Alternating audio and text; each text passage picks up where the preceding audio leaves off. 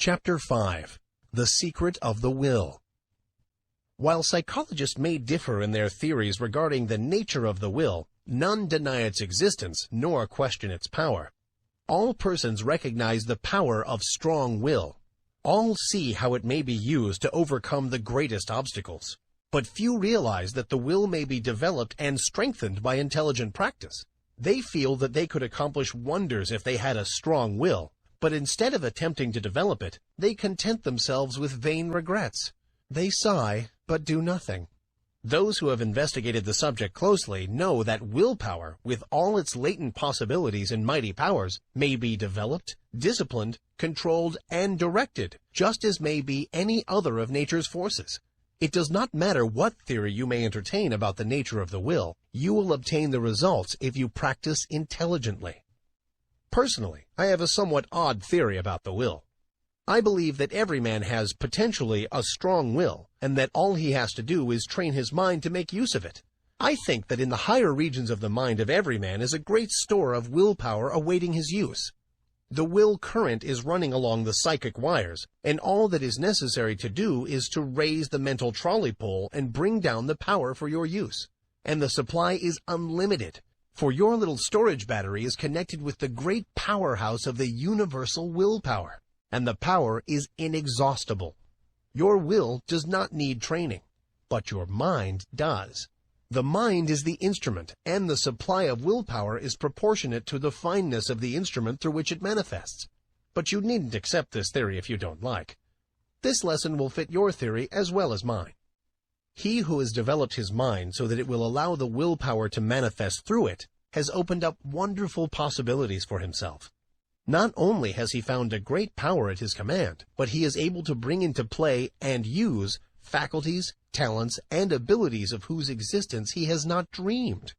This secret of the will is the magic key which opens all doors. The late Donald G. Mitchell once wrote, "Resolve is what makes a man manifest. Not puny resolve, but crude determination. Not errant purpose, but that strong and indefatigable will which treads down difficulties and danger, as a boy treads down the heaving frostlands of winter, which kindles his eye and brain with a proud pulse beat towards the unattainable. Will makes men giants." Many of us feel that if we would but exert our will, we might accomplish wonders. But somehow we do not seem to want to take the trouble. At any rate, we do not get to the actual willing point. We put it off from time to time and talk vaguely of someday, but that someday never comes. We instinctively feel the power of the will, but we haven't enough energy to exercise it, and so drift along with the tide, unless perhaps some friendly difficulty arises, some helpful obstacle appears in our path, or some kindly pain stirs us into action, in either of which cases we are compelled to assert our will and thus begin to accomplish something. The trouble with us is that we do not want to do the thing enough to make us exert our willpower. We don't want to hard enough. We are mentally lazy and of weak desire. If you do not like the word desire, substitute for it the word aspiration. Some people call the lower impulses desires and the higher aspirations. It's all a matter of words. Take your choice. That is the trouble. Let a man be in danger of losing his life. Let a woman be in danger of losing a great love, and you will witness a startling exhibition of willpower from an unexpected source. Let a woman's child be threatened with danger, and she will manifest a degree of courage and will that sweeps all before it. And yet the same woman will quail before a domineering husband, and will lack the will to perform a simple task. A boy will do all sorts of work if he but considers it play, and yet he can scarcely force himself to cut a little firewood. Strong will follows strong desire. If you really want to do a thing very much, you can usually develop the willpower to accomplish it. The trouble is that you have not really wanted to do these things, and yet you blame your will. You say that you do want to do it, but if you stop to think, you will see that you really want to do something else more than the thing in question. You are not willing to pay the price of attainment. Stop a moment and analyze this statement and apply it to your own case. You are mentally lazy. That's the trouble. Don't talk to me about not having enough will. You have a great storehouse of will awaiting your use, but you are too lazy to use it. Now, if you are really in earnest about this matter, get to work and first find out what you really want to do. Then start to work and do it. Never mind about the willpower. You'll find a full supply of that whenever you need it. The thing to do is to get to the point where you will resolve to do. That's the real test, the resolving. Think of these things a little, and make up your mind whether or not you really want to be a willer sufficiently hard to get to work. Many excellent essays and books have been written on this subject, all of which agree regarding the greatness of willpower, the most enthusiastic terms being used. But few have anything to say about how this power may be acquired by those who have it not, or who possess it in but a limited degree.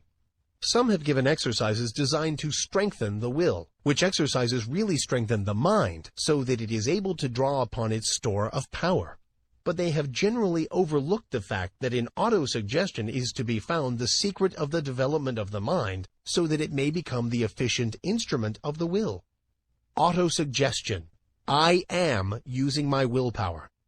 Say these words several times earnestly and positively immediately after finishing this article. Then repeat them frequently during the day, at least once an hour, and particularly when you meet something that calls for the exercise of willpower. Also repeat them several times after you retire and settle yourself for sleep. Now, there is nothing in the words unless you back them up with the thought. In fact, the thought is the whole thing, and the words only pegs upon which to hang the thought. So think of what you are saying and mean what you say. You must use faith at the start, and use the words with a confident expectation of the result. Hold the steady thought that you are drawing on your storehouse of willpower, and before long you will find that thought is taking form in action, and that your willpower is manifesting itself. You will feel an influx of strength with each repetition of the words. You will find yourself overcoming difficulties and bad habits, and will be surprised at how things are being smoothed out for you. Exercise. Perform at least one disagreeable task each day during the month. If there is any specially disagreeable task which you would like to shirk, that is the one for you to perform. This is not given to you in order to make you self-sacrificing or meek or anything of that sort. It is given you to exercise your will.